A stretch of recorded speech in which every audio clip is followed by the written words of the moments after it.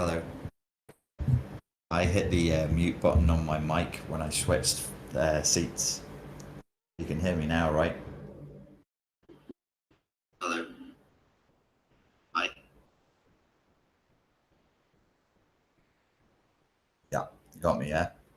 So what I was saying is, if you want to, you can join me on the Google Hangout chat if you want to.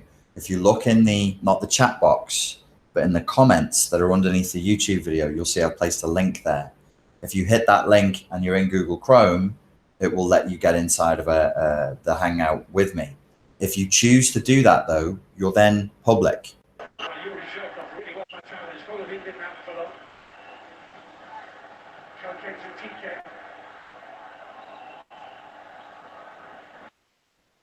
And if you're going to do that, you should turn off all background sound.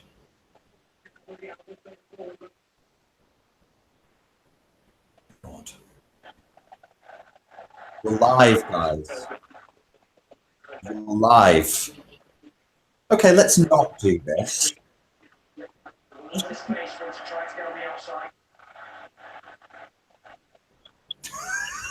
I'm going to call this a failed experiment. Emma, you're live. Oh, hi. Hi. Hi. Have you turned the football off? That's Emma ejected. Okay. Let's just, okay. Hi. Have you turned the football off? That's Emma ejected. Okay. How, okay. Hi. Have you turned the football off? Oh, God in heaven.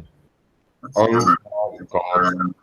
Everybody turn your volume off. If you have joined the Google Hangout, turn your... Oh, fucking Christ. Okay. Let's not do that.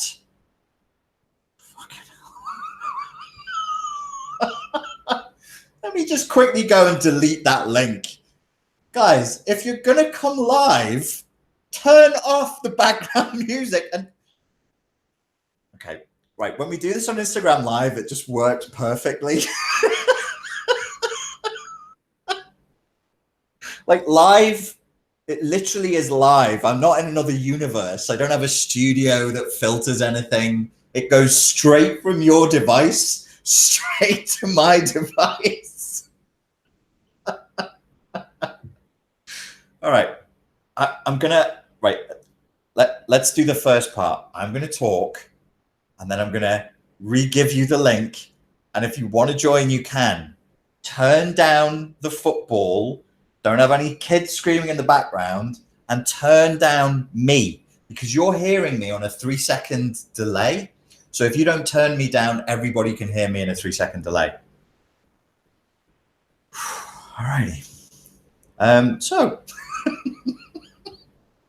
well, that got chaotic. I thought people would be too shy. I was like, oh, well, they'll see the link. Nobody's going to come on. They'll just leave it.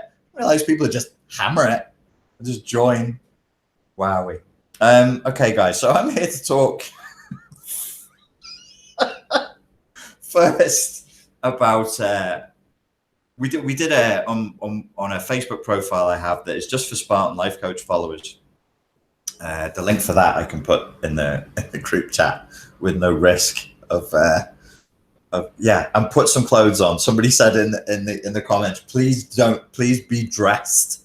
Because it's live, like your webcam switches on, your speakers switch on, and you are live. So if you sat there in your dressing gown, it could be bad for you. I'll give you the link to that Facebook thing. So anyway, I said, what would people like me to do a YouTube video on next? And people made different suggestions, and they were good suggestions. And I was feeling silly, so I made a facetious suggestion, and I just said, "Haha, the mating habits of platypi." And that got like massively more votes than anything else from people like, oh, you have to do this. And somebody else said you need to do one on discovering your inner Milli Vanilli, which maybe I'll do another time because I do love Milli Vanilli. But one of the other ones that got upvoted was procrastination and C-PTSR. Now, procrastination and a lack of motivation, much like self-sabotage, these are everyday pedestrian terms for things that are sort of fairly complex, fairly nuanced phenomena in the systemic breakdown of the human being that can occur when C-PTSR is set in. So sometimes the words we use to describe a thing have their own parameters, their own barriers, their own boundaries, and they're powerful, and they keep us locked into a certain reality tunnel. And I don't think they're wrong. Like, self-sabotage describes an observable phenomenon. Laziness, procrastination, lack of motivation describes an observable phenomena. But many times these things they either take us out of the driving seat, so they make it so that we're not the ones who are in control, or they can have like a shame element to them. Like, oh, you just lack motivation. Like, I was always like, the motivation, I was always like, what the hell is that? Is there a gene for motivation, and either it's activated or it isn't, or some people have it or they don't? And what I used to find when I was talking to the kids in the schools around the UK was, I would always say, when it comes to motivation isn't something you either have or don't have. Motivation is a symptom of doing something that you really want to do, that you have a lust to get done, that excites you, that you're passionate about. That's motivation. Nobody who is doing what they love struggles with this vague concept called motivation. Motivation, if we wanted to go conspiracy theory on it, could be a whip word for the man to inflict upon wage slaves, to be like, well, where's your motivation? Why aren't you working harder? And it's like, well, why aren't you paying me more? Why don't you give me a more interesting job? It puts the responsibility back on you. You're a poor student, you lack motivation. Well, you're a shit teacher and this is a shit course. How about that? How about them fucking apples? You're a bad worker, you lack motivation. The pay is shit, the job is wank, and everything is dull and meaningless. Why would I have motivation to do something that is repetitive and pointless? So that's one way of looking at it. The C-PTSR way, my own sort of weird,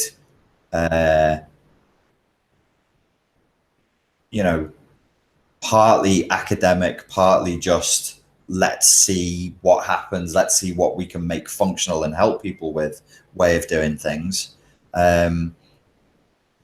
That's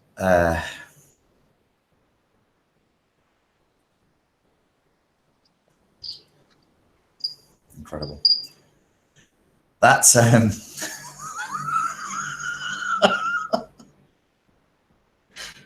okay. So it's just a learning curve. There's no such thing as failure. It's only feedback. It's all a learning curve. When you're talking about C-PTSR, like these could be symptoms. So you say, oh, I feel a lack of motivation and I'm procrastinating. And I would say, maybe you fucking don't want to do that thing. And as a coach with an interest in mainstream counseling, mainstream psychology, I'm pretty off the wall in the way I present. But the work I do with people is, I've said this for years, it's fairly textbook stuff. I encourage people to accept what is, to get in touch with their emotions, to tell the truth, which is bloody hard and is a skill that needs to be learned, to at least have the power to tell the truth to yourself, to think critically, to question our thoughts, to separate our thoughts from our feelings, to set goals, to do, to establish your values. It's very straightforward counseling, psychotherapeutic principles. There's even bits of old school psychoanalysis in there, psychoanalytic theory, bit of Freudian stuff, bit of Jungian stuff. There's nothing really new. I'm not really doing anything new. The presentation is different, and the syntax and the emphasis may be different. Like the syntax literally as in what I want you to do first and what I'll prioritize might be different. But I'm fairly mainstream. I'm a fairly straight guy when it comes to what it is I want you to do in a coaching or in a healing context, it's fairly straightforward stuff. So the motivation and procrastination thing, as a coach, my first thing is, well, what is it you're trying to get done? Why do you want to do that? Do you even want to do that? No, I don't want to do it. It's a shitty thing. Well, there's your problem. Why are we talking about you as though you have the problem? Like you're a shit person because you lack motivation and you're procrastinating. Why don't we talk about what it is that you're trying to get done and what that thing that is being done means in a bigger, wider systemic context of your life and your future. When you are making progress in life, when you are telling the truth, when you are living in accordance with your values, when you are setting boundaries and saying no thank you with a smile to the things that you don't want, and yes please with a smile to the things that you do, motivation and procrastination goes out the window. I've found that to be massively true in my own life. So that's my first tip. And it's not really a psychological one, it's a philosophical one. Nietzsche said, if a person has a big enough why, they'll always find how. So I find myself in a rather unfortunate situation sometimes when I'm coaching people, and they're constantly saying to me, how do I do this? How do I do this? How do I do this? And I'm going, it's like a bird feeding chicks, and the chicks are going cheep, cheep, cheep, cheep, cheep. And the mummy bird chews a bit of worm up and goes, swallows it, half digests it, and then goes, bleh. That's what I do. I just vomit out half digested pieces of coaching advice. This is an unfortunate paradigm to get stuck in between client and coach, between client and counselor, between client and therapist, because it's never ending. There is no, it's a perpetual, it's not necessarily a downward spiral, but it's a nowhere spiral. Like, you could do it this way. That way doesn't work for me. Give me another way. You could try it this way. That doesn't work for me. Give me another way. You could do it this way. That way doesn't work for me. Give me another way. Where if it was either a really negative consequence if you don't do it, like I'm going to shoot your pet cat in the head, or a really positive consequence if you do it, I'm going to give you $1 million. Here's a bag, a leather case full of cash, unmarked bills right now, or something else that you really, really want, you would find how. You would find the way of doing it. So remember Nietzsche. Remember, if you have a big enough how, you'll always, a big enough why, you'll always find how. Procrastination, lack of motivation, we want to talk about your problems, your issues. Okay, there might be something there, and we'll get to that in just a moment. But first things first, like environmentally, outside of you. The problem with psychology, one of the many problems with psychology as a field, is because of the nature of the beast and the narrative within which it's set up. I said earlier that certain words hold a certain boundary and a certain framework, and they draw us into a certain reality tunnel. Psychology assumes that there is something sick with the individual. That's its job. That's what it was designed for. That's obviously psychology evolved from philosophy, and then it became this awkward bedfellow, really, with what would they have been called back then? What was Freud called? Physicians. So we're talking early days, like the late 1800s. Psychology was originally a branch of philosophy. It was just, we can philosophize about the nature of reality. We can philosophize about morals and what it is to be human, what it is to be conscious. And we can philosophize about the mind and how that works. And then that kind of, in an awkward way, like a virus leaping hosts, kind of then tried to glom onto, we can be like doctors. We can be, pathologists. We can study the cause of the virus, the root of the virus, the expression, the symptoms, and then we can find medications that will cure or kill the virus and cure the patient. And psychology was like, yes, we also can do that. So there is still, if you think historically, the late 1800s is like yesterday. It's not a very, very long time away. And so psychology still has that in it. Our language and our linguistic constructs around issues of personal development are still steeped in that. Like, so you're not performing. You're not motivated. You have a problem. well, when I was doing my psychology degree, and this is how I became a leftist postmodernist, was I got sucked into sociology. So I would frustrate my lecturers because I would answer psychology questions with sociological research, and they'd be like, it's right, you're doing all your references properly, it's constructed, it's relevant, but you're making this hard to mark because it's not a sociology degree. And I discovered at a fairly early age that when you study humans as individuals, you get stuck really quick. But when you study humans inside of a system, a social system, a culture, sociologists study mass human movements amongst groups, you can actually come up with far more functional answers than when you try and go, so the human is like the rat in the maze. You put the rat in the maze and it finds the cheese, or the electrical shock, or it doesn't. Humans don't really, we don't fit into these narrow definitions very well. So that's the first part. I'd be like, I think this question came from a man. Yeah. Dude, what is it? What is it you're not motivated to do? And there might be something wrong with that thing. It might not be you. And then you might turn around to me and go, it's life. I'm not motivated to do life. Okay, so we come to part 2, which is the C-PTSR solution. C-PTSR, Pete Walker's ideas, Judith Herman's ideas, and then my own mishmash, favela mix-up of different stolen concepts that are stuck together. And this is my idea.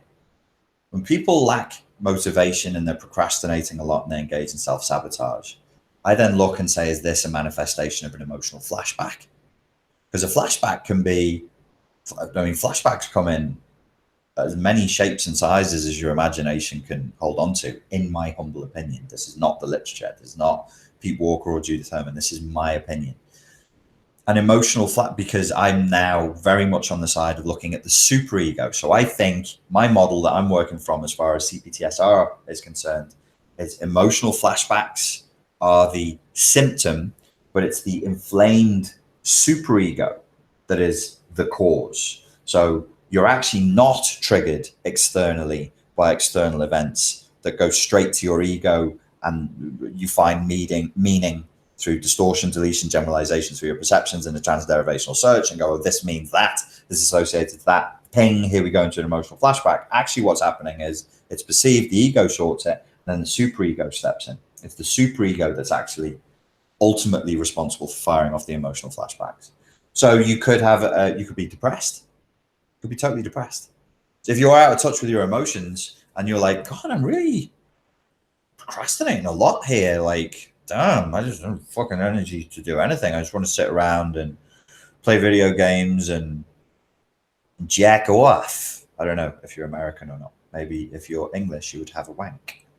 But you're not motivated to do anything with your life. And then shame builds, guilt builds, self-loathing builds, the inner critic kicks off, and you're a worthless piece of shit. You're not doing anything.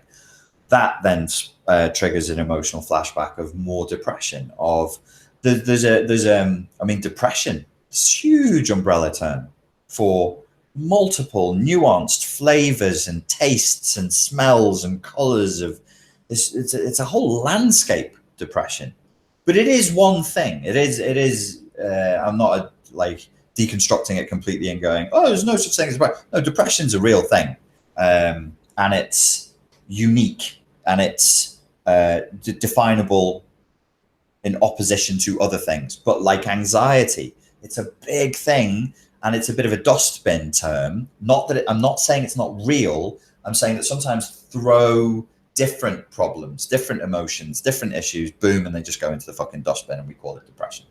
Same with anxiety. Oh, I'm anxious. And then I'll work with a client and I'll be like, God,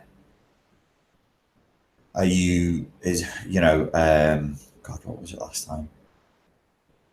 Unprocessed grief from a violently murdered father, combined with entrained patterns of flight in childhood, constantly switching houses, constantly switching countries, combined with a fear that something terrible is going to happen to me. And all of this, like this huge story, this novel, like a big thick book worth of story. And you say, how are you doing? And he'll go, got a bit of anxiety. Got a bit of anxiety. And it's one word, I've just got a bit of anxiety. Oh, shove the fucking, like, just fuck the story, shove the story away, because that's not polite. It's not normal human communication to go, I'm not feeling very good. So I actually feel very, very vulnerable and I'm frightened. And the reason why I'm vulnerable and I'm frightened is because when I was 3, this, like, that's not the way humans speak to each other. So there could be procrastination. I would always be looking for depression or anxiety that is being shoved under the carpet. Now, depression in the last 2 years, my main problem previous to the 2 years was a really pronounced fight response, like massively strong rage attacks. Then that, through my own healing, became depression. Ooh.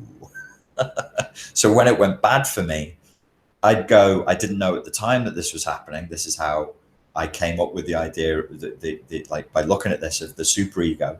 Oh, sorry, no, I didn't come up with the idea of the superego. I wanted to look again at C-PTSD. And I went back through the Pete Walker book. And in one of the paragraphs of the Pete Walker, he doesn't talk about it much, and it's towards the end, he talks about the inner critic being an inflamed superego. And I was like, well, one of my major problems is the inner critic. And that's how I was like, I need to think of a new model for handling C-PTSR. But depression it's physical. Like, if you can feel as though you literally just cannot move, you can, but it really hurts. It really sucks to get things done. Plus, I fortunately / unfortunately had loads of really good coping strategies like NLP and hypnosis to make myself do stuff and to trick myself back out of thinking that there was a problem. So I was kind of functional with depression, but wasn't dealing with the core issue. So I'm going to go along this track of looking at procrastination and a lack of motivation as potential depression, just for a second, just in case, because I don't know you, sir, who asked the question, but for other people, I think this is a relevant thing. Depression, if you think about what depressing, if you depress a button, you literally push it down. That's a button depressed is a button that's being pushed down. That's depression. You get repression, oppression as well, but depression just means down. And it's a good way of describing what the effect is, because it can feel like a heavy weight on the body and a grim, dark, endless hopelessness beyond which there is nothing. It's like being submerged in a heavy gray mist that is heavy. I used the word heavy twice in that sentence. Why does that happen? Well, here's 2 ideas why that might happen. One is that you are experiencing such an intense amount of backlogged grief and sadness that sadness becomes like this, the emotion of sadness and the process of grieving itself starts to break down. Sadness becomes weaponized. Sadness becomes militarized. It's now sadness plus sarin plus it's turned into something really, really, it's kind of rotted in the unconscious. And as it's being expressed, it's coming out as this thick, oily, syrupy thing that just sticks to everything and crushes it all. So what was once a legitimate emotion has been pushed back and pushed away and has gotten so big, it's now manifesting as depression. Another idea about depression is that we kind of do it to ourselves, not consciously, unconsciously. We become fearful of our emotions. We push them down and push them away, and we push them down and we push them away. And you start pushing away and pushing down everything. Anger, push it down, push it away. Fear, push it down, push it away. Even in some contexts, you might feel compelled to push down happiness. Well, what you're training the biological unit that you are to do, is to push down and push away emotion. And if you keep doing that and you keep doing it and you're committed to it, whatever you do a lot of, you get good at. Whatever habits you build on a daily basis, they're building neural networks. So be conscious, be aware. Like whatever you did today, it's really likely you're going to do that again tomorrow. If you don't like what you did today, you've got to get in there and start setting down new patterns of behavior, because tomorrow's just around the corner and you're going to do the whole thing again. So it's something to watch out for. It's something to be very, very careful of. Whatever we do a lot of, we get good at. So when I tell you to do your audios on a daily basis, your hand mnemonic on a daily basis, your emotional literacy exercise on a daily basis, whatever thing, or goal setting or values, or whatever it is, you kind of need to do it more than you're comfortable doing it. You kind of need to do it a lot for it to become brainwashed into you, conditioned into you, for those neural pathways to be laid down. So you get really good at suppressing emotion. Well, the system responds and goes, oh, you don't want emotion? Oh, okay. And you're like, all right. What? Where's my sex drive gone? Sorry? My sex drive, where's that gone? Oh, no, you said you didn't want any emotion. No, I said I didn't want any emotion. I didn't say anything about my sex drive. Where's my sense of humor gone? Where's my motivation gone? Why can I not think clearly? Why can I not think in a procedural, linear fashion in the way that I have prided myself on my whole life? Why can't I sleep? Sorry? Why can't I do all the things I just asked you about? Oh, you said you wanted your emotion switching off. Yeah, I said I wanted my emotion switching off. I didn't say I wanted to die. Well, what's the difference? What's the difference? Now, I did a little video for y'all. Nobody really watched it. Nobody liked it because it didn't have me talking in it and telling stories about Jedis. I think like 6,000 people watched it. I can't even remember its name. It was a nice little chalkboard drawing. It was animated. A little hand comes out and draws in chalk and says, this thing goes over here and does drawings for you. Spent fucking ages on it, you know. None of you fuckers watched it. Berta was. Well, it wasn't watched as much as other things were.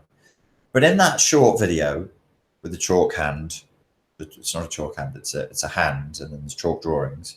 It explains how your emotions are not like some aberrant alien force trying to fuck your life up. They're you. And you can't switch them off any more than you can just like wake up every day and go, oh, you fucking, left hand. Would you fuck off? Have you got a hammer? Oh, just fuck off, left hand. Can you just tape that up for me? Just tape it up. Just wrap it up in masking tape. Just wrap. Yeah, strap it to me. I'm not using that. Fuck off, left hand. What do you think is going to happen? You think this thing is going to work after a month of that? After 6 months, 6 years of that? Or do you think I might have a few problems having my fingers taped shut and then the whole lot strapped to my chest so it doesn't get in the way?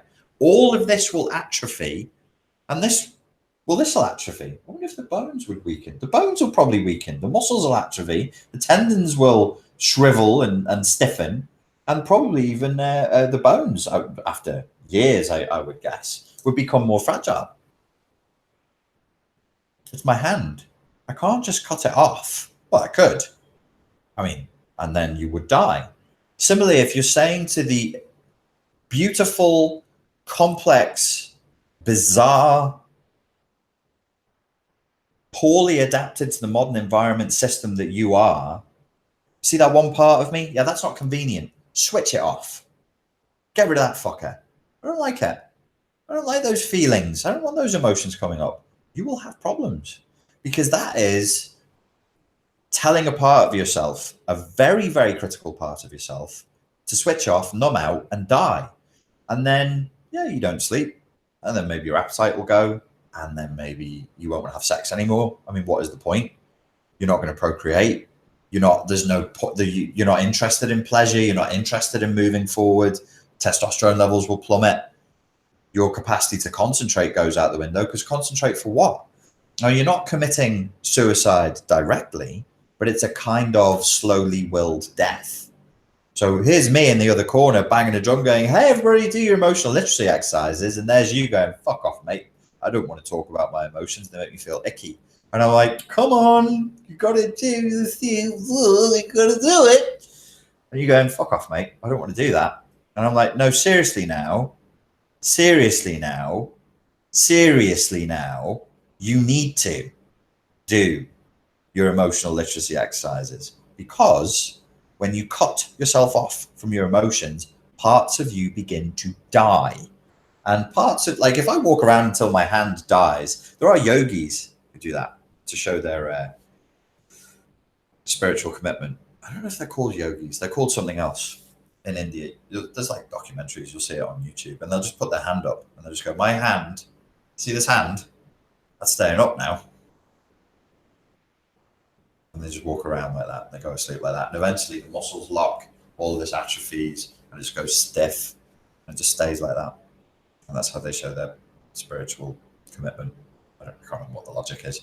But it's a part of you now that is cut off. It's a part of you now that is dying. Oh, why? Yeah.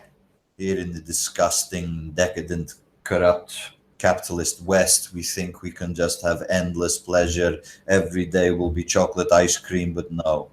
Life is not like this, comrades. Life is hard. There will be pain. You can't have vanilla ice cream every day. It's not always going to be joy and unicorns and fucking bunny rabbits and rainbows. Some days are going to suck. It's always been this way. That's just life. The expectation that it should not be really is a corrupt, perverted, materialistic, consumerist notion that you do well to just abandon. It's not good for you. It will make you really sick. You're like, oh, I'm not happy today. Fucking hell, I'm failing at life. No, you're just alive on the planet. You just happen to, every fucking religion, every single religion, every major world religion that has lasted more than a couple of weeks talks at length about suffering and usually gives some indication as to how to deal with it. Coincidence? I don't think so. I think it's just because that's just the natural state of existence, is there's going to be pain. We can't live in this silly bubble of thinking everything is going to be okay and I only want to feel happiness and joy every day. Nobody does. Nobody does. Unless they're on really, really good drugs every day for years. Who did the Kennedys have? Dr. Feelgood. Don't know his real name. Apparently wasn't even a doctor. He was fucking firing Jack up with painkillers, speed, and cocaine. No, I don't know about the cocaine, but he definitely was given Jack, for Jack's back, a load of painkillers and a load of speed. And God knows what he gave Jackie. Made her feel good though. But you can make yourself feel better with drugs for a period of time, but your body acclimatizes to that, and then you need drugs to deal with the side effects of the drugs and so on. So procrastination and not getting things done might be because the things that need to get done suck, and philosophically we need to have a look at what the hell's going on there. Or it might be the massive repression of emotion that is causing like a total systemic repression of energy. We don't get to have it all our own way. That just doesn't exist. You don't get to wake up every day feeling exactly the way you want to feel, because fucked up shit happens, and that's always going to be there. You're better off being psychologically prepared for that and having your threshold for whether you've had a good day or not level to that with a bit of humility, or whatever the opposite of entitlement is. What's the opposite of entitlement? Humility, gratitude for what is not sucking right now, stoic resolve, and a bit of that Thich Nhat Hanh, the Zen monk philosophy of when you've got a toothache and the toothache stops, you're really fucking grateful that the toothache has stopped. If you don't have a toothache right now, which I don't, and maybe you don't, let's just take a moment to be grateful for the fact that we don't. Let's just take a minute to be grateful if we're not physically in pain massively right now, and there's no major problem here right now. Let's just take a moment to be grateful for that. And it's somewhere between a lack of entitlement humility, coming back to reality, breaking out of the neurotic, hysterical, mass media controlled idea of what the world is supposed to be about. People are watching 7 hours of TV a day, apparently, in the UK and America. You've got no chance. You let yourself watch more than an hour and a half of mainstream TV a day, and you sit there slack-jawed through the adverts as well. Honestly, you're wasting your time watching these videos. I can't unbrainwash that. You'd need to watch an hour and a half of psychology, philosophy videos on YouTube. Do you know what I mean? There's no, even that doesn't work. You can't. Don't let that be you. Don't let yourself get sucked into what's going on right now, because it's not good, and it's not for you, and it's not for me, and it's not for the benefit of humanity. It's for the benefit of whoever produces that shite, and it is shite. Only dead fish go with the flow.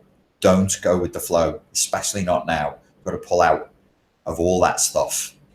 So the procrastination and not getting things done when it comes to C-PTSR could be depression, could be issues to do with self-abandonment. It could be issues to do with the third thing that I was going to talk about.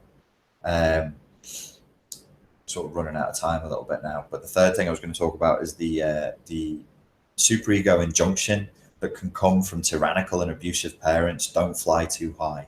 So right at the point where you're about to step up in your career, you're going to work with new people, better people, you're going to make more money, you're going to do something that's genuinely just for you. It's not the fulfillment of your father's dreams. It's not the fulfillment of your mother's dreams. It's not the fulfillment of your partner's dreams or somebody else's dream. It's just for you. If that goes against all of your programming from childhood, yeah, you will feel procrastination, laziness, and an unwillingness to move forward. All of that code needs to be rewritten, otherwise you're screwed. Now then, I'm going to put the link up again. When you hit the link, you go live straight away, especially if you're watching in Google Chrome. There's nothing to download or anything. You'll be live straight away. So you've got to turn down all background music, and you need to turn me down or use headphones, because if I can hear me, it's on a 3-second delay and we'll get this feedback loop. So if you want to jump on. Oh, also it's public, and it's public forever. It's public forever. So if you don't want your name or your face on it, you need to change those settings so your name and your face doesn't show up. I'm not editing YouTube videos after they've gone up. YouTube has made that really hard to do now. In fact, it's made it impossible to do that now. Once it goes up, it stays up. So if anybody wants to join, I'm going to give the link in the comment section now. Linda Sexton has asked, where can we find emotional literacy exercises within the emotional literacy course, which is available on the website? JK says, don't fly too high is something that's hit me in the face. I never saw it until recently from my mom. I don't like it. Strowman reminds everybody who wants to go live to put on their pants, as well as turn down the background music and everything else. Mishka says, it's public and the KGB will archive it. The KGB don't exist anymore. We'll jump forward in the time machine and archive it, and they'll start following you. Catherine says, oh lordy, don't think I'll press. I'm in bed. Okay, let me just look and see if there's any questions.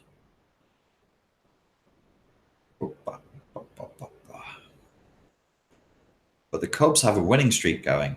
Well, I don't know, is the Cubs, is that football or baseball? Like if you're tuning in for something, like I watched 20 minutes of kickboxing before because I'm on a kickboxing thing. This is how my midlife crisis is manifesting. I'm going back to Muay Thai because I think as a 40-year-old man that I should be getting kicked and punched by 20-year-olds. I think that's really smart.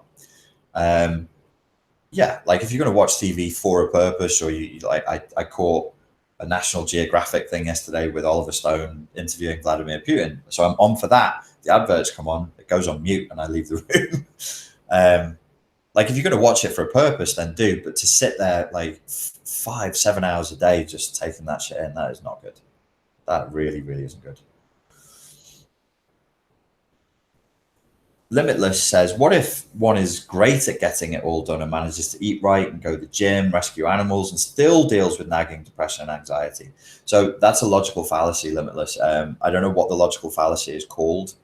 It's something to do with logic. Like if I say some people who are struggling to get stuff done are depressed, it doesn't mean that only people who are struggling to get stuff done are depressed. You could be getting stuff done and be experiencing depression. Absolutely. Absolutely, you could. If anybody knows what that logical fallacy is called, tell me, because I like knowing stuff like that. Helps me think.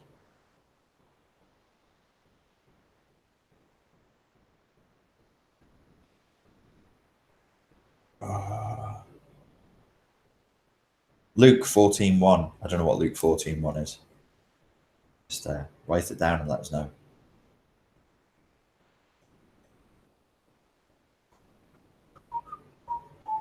Is everybody scared to come live now?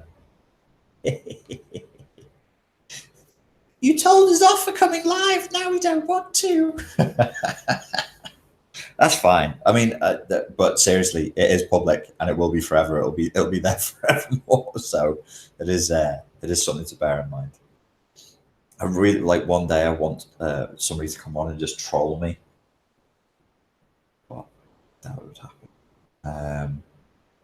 Okay, let me try scrolling up. Bell says, if you're interested, there's a book about Dr. Feelgood, JFK, and all celebrities he treated. His name was Max Jacobson. Thank you. It's enlightening to think all this was going on. It still is to all of us. There's another book, I can't remember what it's called. It's about Hitler. Now, he was being injected with cocaine. I don't think JFK was.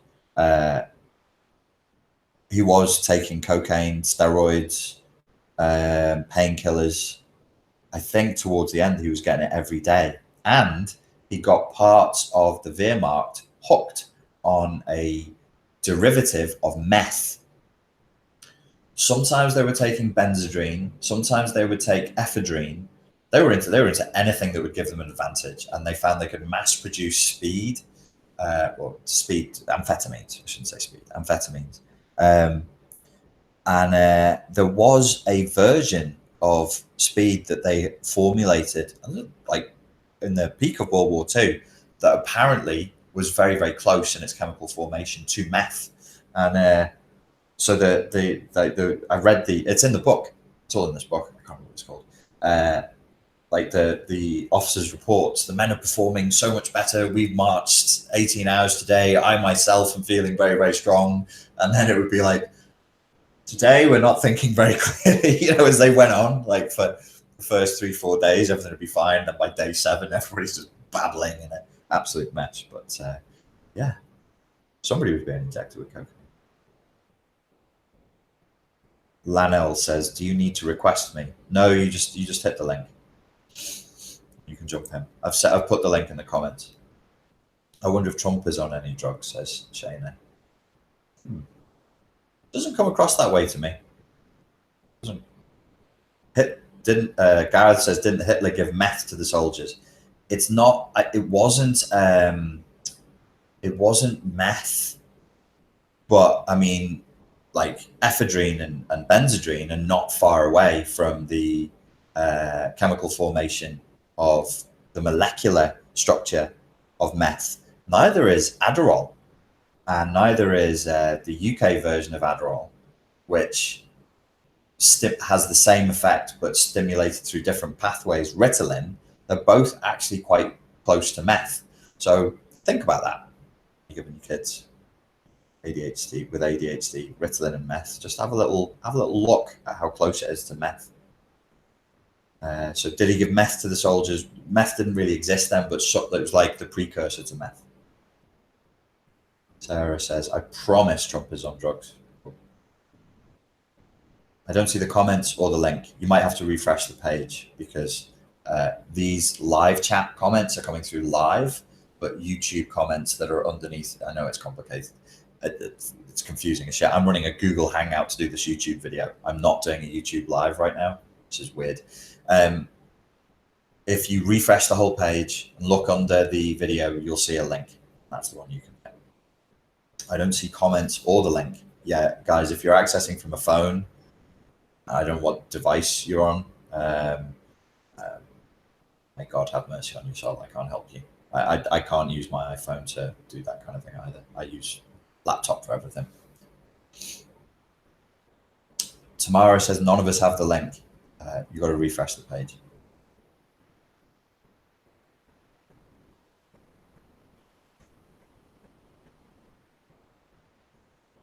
Aki says I'm on my computer. So the whole page, refresh it, and then underneath you'll see a YouTube comment.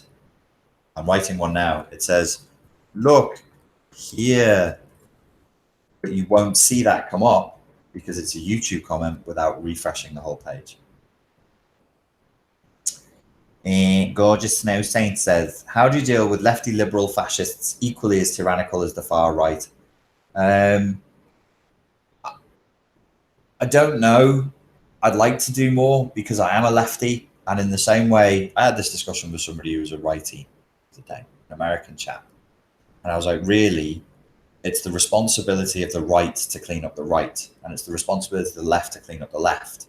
Because if I speak to the left as an academic, as a postmodernist, as somebody who can speak their language, I can do more than you can if you're on the right and you're like, you're just a fucking idiot. Similarly, if I go to somebody on the right and I'm like, I don't know, something that's a right-leaning issue, and I have a go at them about that, they're going to be like, well, you're a leftist. Fuck out my face, you weak-willed liberal.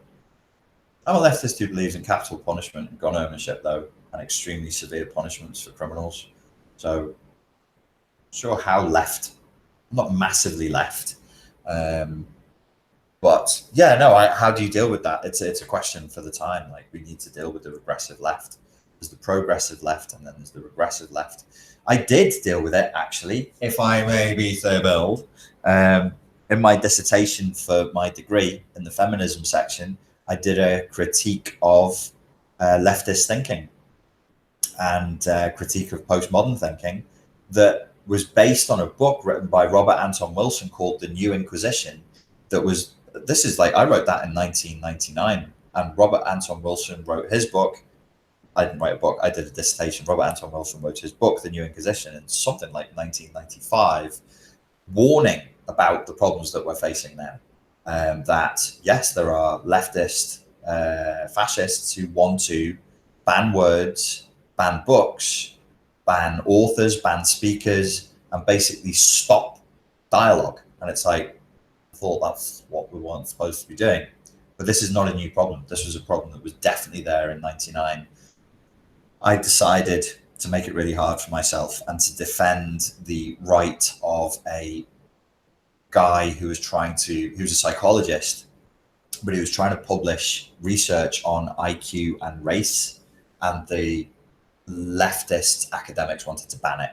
And I was like, you can't ban scientific research. You can't, no matter what it says, no matter how against your narrative it is. That's not science. That's not how academia is supposed to work. So,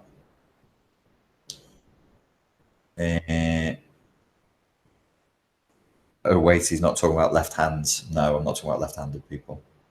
Okay, guys, I have another live to do in a minute, so I'm going to stop there. Thank you very much for. What do you think of Hinduism? I did a video on Hinduism years ago when I was hanging around with people, Hindus, a lot, and they were trying to get me to smoke weed. It's somewhere on the channel. Just do a search through the Spartan Life Coach videos. Refreshed, no link. How is that possible? It's right there. But some of you want to come on. Ooh. Mishka says leftism is narcissistic, rightism is narcissistic, politics is narcissistic. It's based on the premise that you as an individual know what is right for the majority. That's the nature of politics. It's all a manifestation of narcissism. Oh, put it in the comments. But I can only take one person. The first person who comes on, you're the only one who's going to come on, and then we're finished. And we're only going to do 5 minutes. I've just put it in the chat now. Noricruthathican.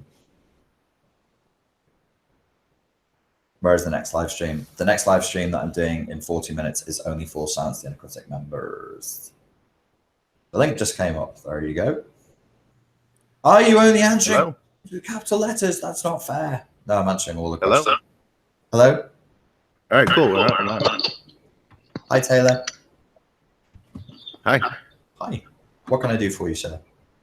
I was just, if I tell a story a little bit? If it's brief. I'll try and be brief. I can be brief. Then yes. So I got out of, it was about like 9 months ago. I got out of a... Sorry, Taylor, if I can stop you one second. You do understand this is public and it's going to stay on YouTube before you tell me? Yes, I fully understand that.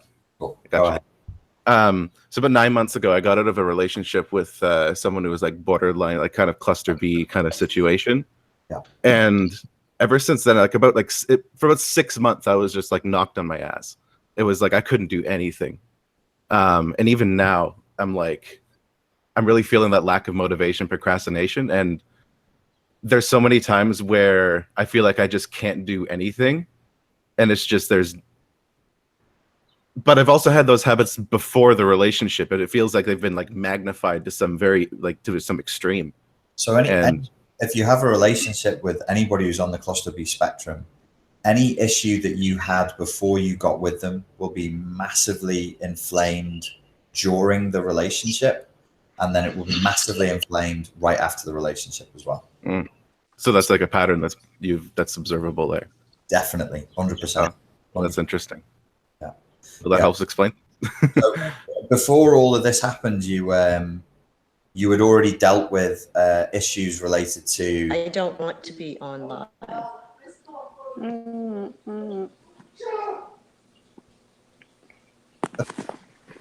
So This is so dangerous when I give people the link, So yeah. What you're facing now is an ongoing sense of just not wanting to get anything done. Yeah, pretty much. It's like it's so easy for me to give into my vices when before it wasn't that easy. Like I was able to resist it a little bit more. Like I'm finding like the draw to doing things that are distracting or pointless or meaningless, like just wasting hours on YouTube or whatever every day. Might be numbing out from the pain, sir. Yeah, that's probably true. There's some weird stuff that happened for sure that I don't like to think about. Yeah, I'm sure you don't. If you were numbing out from the pain, do you know what the pain is? Can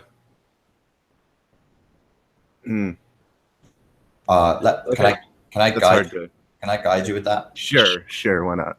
You're heartbroken. I'm a bit more, I'd say like a little bit heartbroken, but I'm kind of upset at how everything turned out. Just like there's a lot of anger there I think actually isn't dealt with. So you can be heartbroken over a person, and that's one thing, and that really sucks. And then you can kind of just be more generically heartbroken with the fact that it happened. I'm not saying you're heartbroken because you really miss her. I don't get the impression.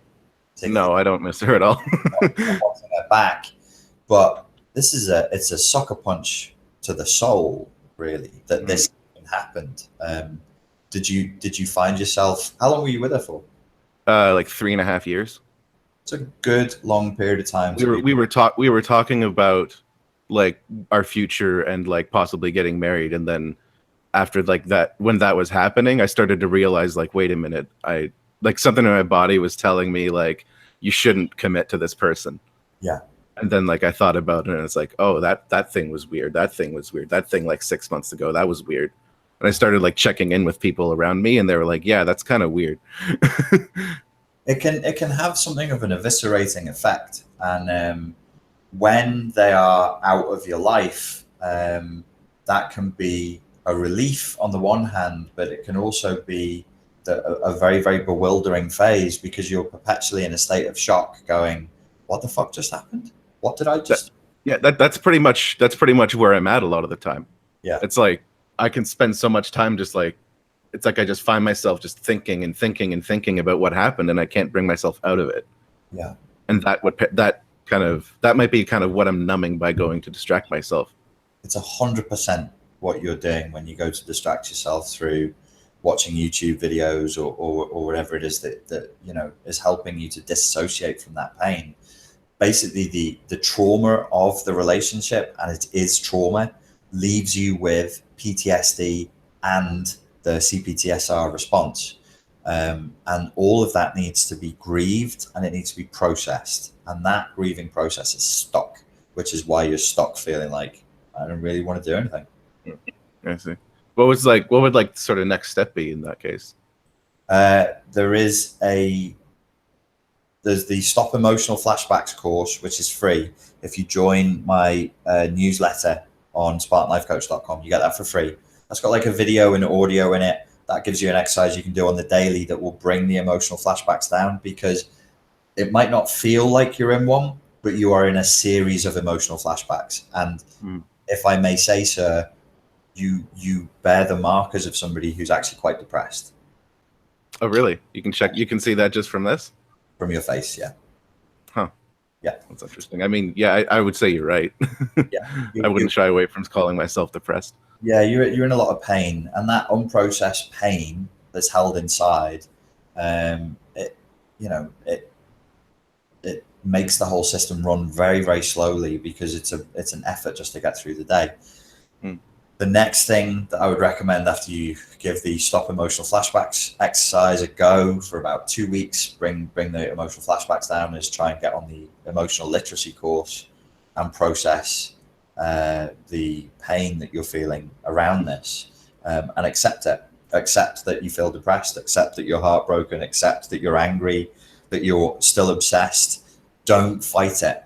Don't see it as like the ego will step in and go, no, if you are that, then she wins. That's exactly what she wants. She wants to have a huge impact on your life. She wants you obsessed with her. She wants to have control over you, even though she's not around.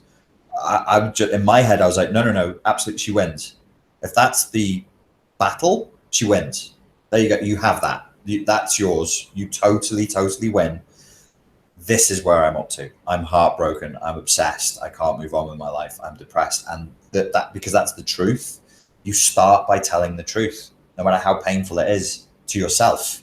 And it's the lady who came up with the system of therapy called DBT, whose name escapes me right now. Marsha Linehan, I think. Thank you, Marsha Linehan. You know, because your ex was BPD. Did you do your research and try and help her out a little bit? I'm actually a therapist myself, so I know about some of the stuff, but it's funny when it happens to you, you get stuck in the same things. Absolutely. I was just talking to a psychotherapist, emailing with a psychotherapist yesterday, who's, clearly I can tell through the email, she's ashamed. She's like, wow, this is way more damaging than I thought. And I'm like, yeah. And she's dealing with a narcissistic psychopath. It's like, yeah, it really, really fucking hurts, and it lasts way longer than it should. So Marsha Linehan, as you know, talks about radical acceptance. You're in a grieving state. You've got to grieve. And in order to do that, you first have to accept the shit that you're in. Like, it's bad. It's bad. It's real bad. I'm not that coach who's like, yay, everything's fucking cool. Nah, the velociraptor got its hook right in the viscera and pulled across and gutted you. That's how bad it is. Yeah. No, there was a point like at the breakup where she had sent, like, I'm probably going to duck out and maybe let some other people take some time after this. But at the end of the relationship, after I broke things off, she sent me she got really obsessive and vicious for a while. And she sent this long tirade of texts. And every single one was designed to hit every little point of insecurity that she knew.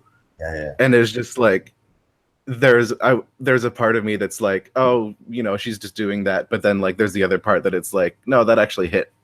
Yeah. She was it was she was turning it back around and you're a narcissist, you're a sociopath, you're doing all this stuff. And then so it's I'm actually getting stuck on those things. And almost considering oh, what if she's right? What if she's right? And then that I know that's all bullshit. Well, and this is what she wants. The way you're at right now is what she wants. So she's won. So there's that fucking ego burn and that shame and that self. Right, yeah. go through. That makes sense. But it's easier to just go, fuck it, I fucked up. It's Yeah. real shit. This is a fucking shit show. I'm a therapist. How the what? I'm a fucking therapist. Great. Yeah. Well done, me. Like, Yeah. this is awful. That's what she said. She said, she said specifically, like, just from how I know you and what you've done, you'd probably make one of the worst therapists. Wowie. Yeah, it was brutal. I wish I had the professional pride such that somebody with a cluster B would hit me with that, where they actually thought, oh, this will piss him off. But if somebody said to me, you're a terrible coach, I'd be like, oh, right, okay. Well, I mean, I had just gotten out of school for it. Right. So I was like brand new in the field. Shit. Okay. Have you done, but you've done work now. You've done therapy work with people since then. Yeah, a little bit. Like it's a bit hard in terms of the market where I'm at right now, but I've done a little bit. Yeah. Okay. Do you mind if I ask which state you're in? I'm actually in Canada right now. You know that like you can cross country and state lines if you call it coaching, right? That's interesting. I don't know if I'd be comfortable going to the States right now, but I don't want to get political. Go there. Skype coach. Oh yeah, good point. We need soldiers at the front line here. We're really fucking struggling under the weight. So that's true. You've got to sort yourself out, and then you've got to come to the front line, and you've got to deal with this shit because people really need help. They really need help with this. Right. I'll duck out now to maybe get let some other people take some time.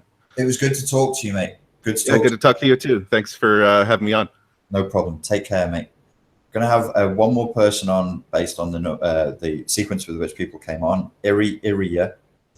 I'm going to unmute you. Don't say anything yet because nobody will hear anything. Neither will I. How do I unmute you? Are you unmuted, Iria? Say something. You might need to unmute yourself. Either that or... Oh, there we go. I can hear you. I swore I could hear you there. No, you've gone again. It's totally gone. Let me check. Now? Now.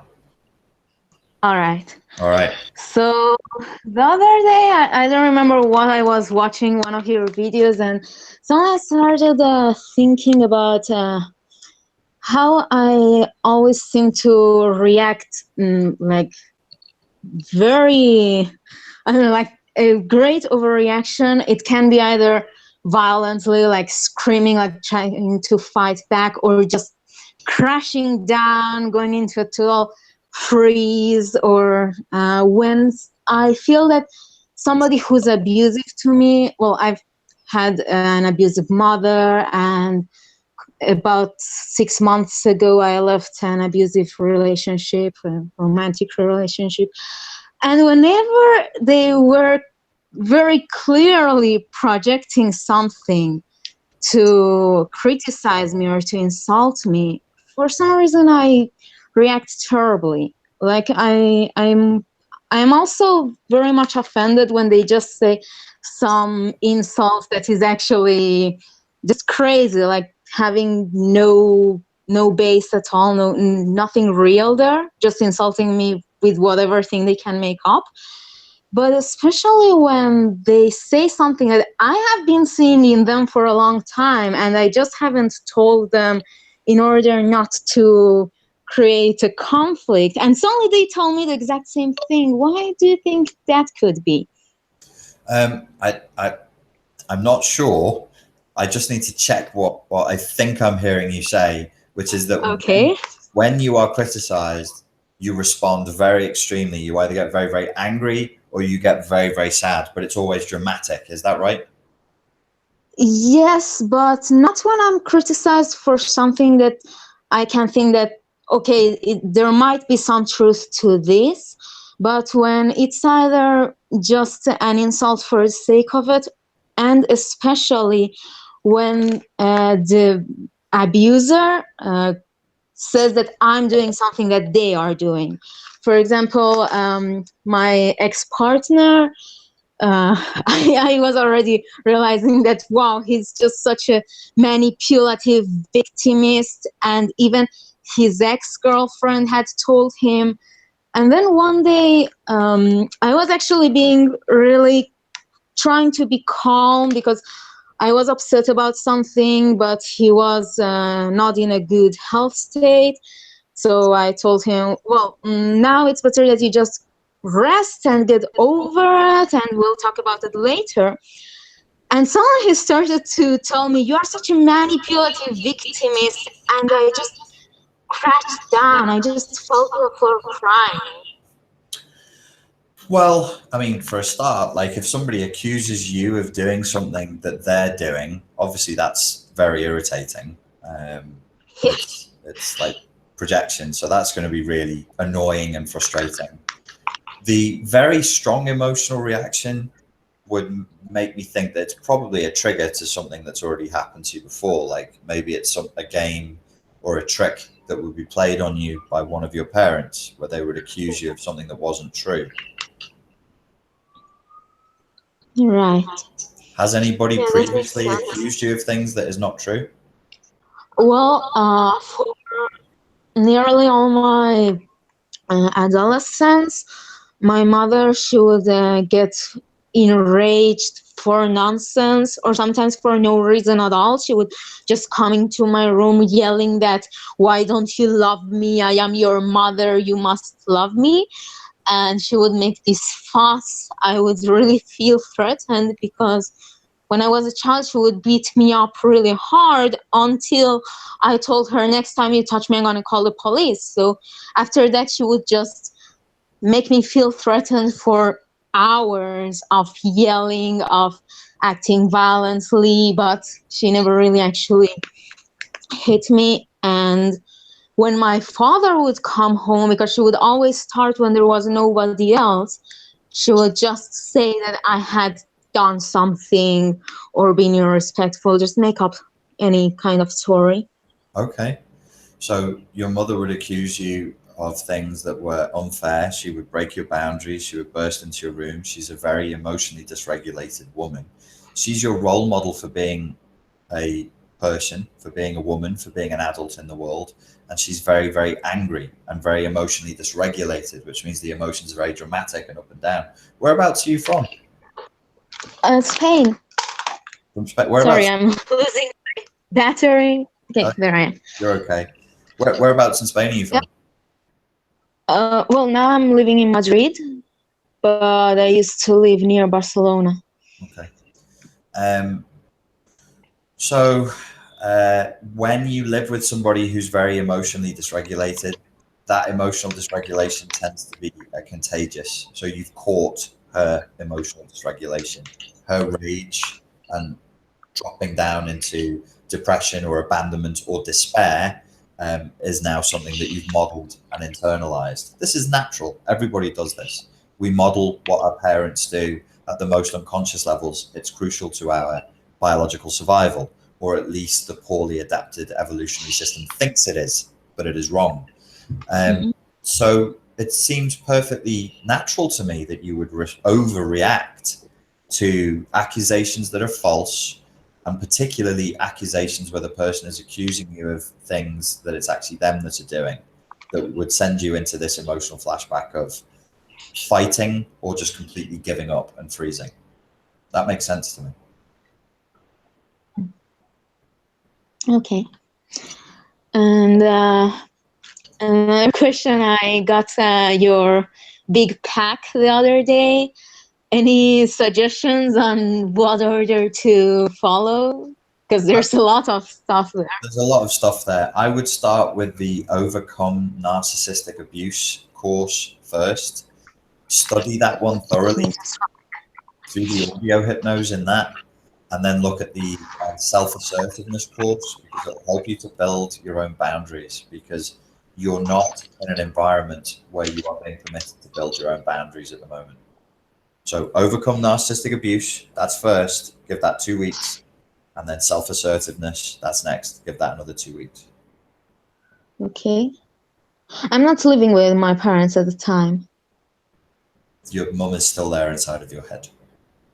Yeah, yes, she is. And I actually depend on her economically. That sucks.